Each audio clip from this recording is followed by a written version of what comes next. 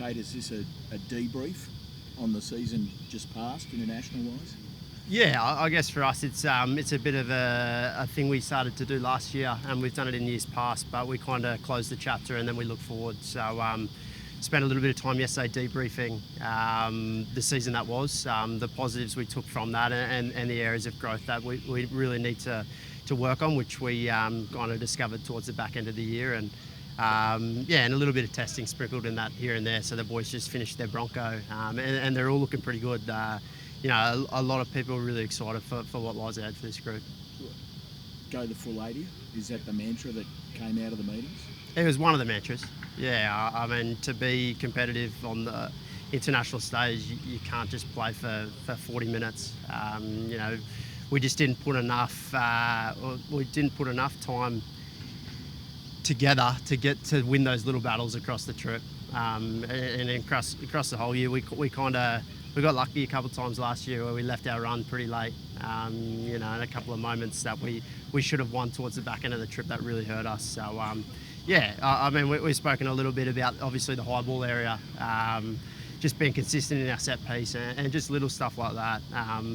More consistent in our defence approach as well. So there's a number of areas we need to fix, but there's also a number of areas that we're really good at. But like I said before, we just weren't good at that for long enough throughout the whole year. Can you just give us an update on the hamstring, just how you're progressing and what that target date will look like for return? Yeah, to be honest, I don't have a target date just yet, but we're really happy with how I've been progressing. With these injuries, can be anywhere from 4 to 6 months. So once I get back running, which will hopefully be at the end of the month, I'll be able to give you a clearer picture. But at the moment, all things are going really positively. I've had no hiccups. I've been getting flogged in the pool and stuff like that just because I haven't been able to run. But I've really enjoyed. I guess across my whole career, I've been really lucky. I haven't been injured. So this is my first kind of serious stint on the sidelines, and it gives me a really good chance to freshen up so that when I am ready, I'll be ready to go. How do you go as a spectator when you sort of see how the team progresses in fights, and not only that, what perspective do you get to kind of seeing it from a different view? Yeah, it's a lot easier, obviously, on the other side of the fence to be critical, which is the main thing I learned. And you got to feel for the supporters getting up early for some of those tough losses, particularly in the back end of the year. So I guess for me, I just obviously I know what was happening within the camp, so I could kind of throw that hat on a little bit and really feel for my teammates that were under the pump there. But it also I can see exactly what the boys were trying to do. We just weren't good enough. So that's the goal this year. Just to be a lot better in those little moments, and the boys are working hard here today, and they'll work hard across the Super Rugby season with their clubs, and then when we get back to camp, because we've got another huge Test Rugby year next year. You've got a state coach who is an ex-leaguey. He'll make the transition to be national coach. He played on the wing for Origin and for the Kangaroos. Do you think you'd be looking at a bloke like Zach Lomax come across and wear gold? I think we've got bigger fish to fry, to be honest. But yeah, I mean, anyone of that calibre, of course, they'd be having discussions with. But we've got so many talented players here. You only have to look at Max Jorgensen, for example, and the progression we saw from him over that 12-month period. That wing position's got incredible depth. Zach's obviously a great league player. And yeah, I don't know too much about him, but what I do know about Les is he's an incredible coach, as is Joe, and I'm excited for the handover. I think Joe's done a terrific job, and he'll be here in some capacity, which will be great because Les can lean on him. What do you mean in terms of Joe will be here in some capacity? Is that he wants to continue maybe just keeping his hand in a bit longer, or what do you mean? I just feel like Joe's obviously done such a good job, and he's been around the group for a while. I don't know to answer your question, but I'd assume that Joe will be in the background somewhere, particularly for the early transition period. And he's always a phone call away if we need him. I can see you can't talk about Zach. You've a lot more on your mind in terms of recovery. But you've seen a lot of players come in, they've had a big impact. Joseph, he's obviously had a massive impact. Do you think a player who's barely played union, I think he last played primary school, do you think that's possible to step up and make that transition? Because you've seen a lot of players at the Reds and the Wallabies who have maybe played high school. Do you think it is possible if that's something that could happen? Oh, I think it's possible, but with all just due respect, I don't really care, to be honest. Like, my focus is on the players that are here and the players that want to play rugby union. That's all I'll kind of say on that. You sort of see a role for yourself in that transition from Joe to Les, like sort of having been a part of both guys' camps and teams for a while now? I can. Particularly within the group, I can definitely be a conduit there. And there's a lot of Queensland blokes in here. And Les is an incredibly friendly guy. He'll create those relationships pretty much instantly. So I don't think I'll need to be too much of a bridge there between camps. Joe and Les see things through a very similar lens.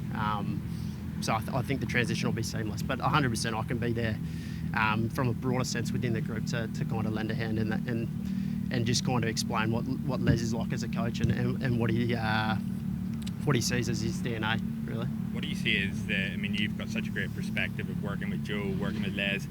They're similar, but they're also very different. What are you seeing as sort of major differences between the two? Major differences? There's no major difference, to be honest.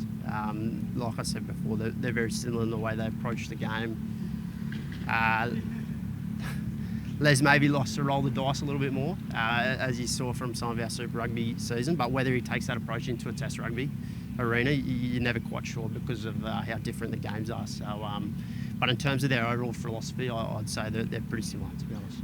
You referenced, Go on, I beg your pardon. off the top, like the lack of time that you guys had together was a bit of an issue last year, and obviously that's just given with the schedule. How do you combat something like that and have such a bigger test? I think because you've got such a short runway, like camps like this are really important.